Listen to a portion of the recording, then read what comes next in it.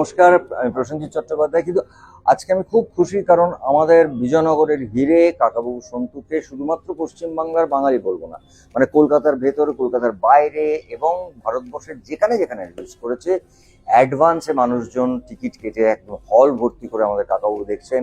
23 তারিখও তাই করেছেন, 24ও তাই করেছেন, 25ও তাই করেছেন। আজকে আমি খবর পাচ্ছি অবশ্য 25-এ দাঁড়িয়ে আগামীকাল মানে 26শে জানুয়ারি আমাদের একটা ভীষণ ইম্পর্টেন্ট ডে, সেদিনও মানুষজন অলরেডি প্রচুর টিকিট কেটে ফেলেছেন।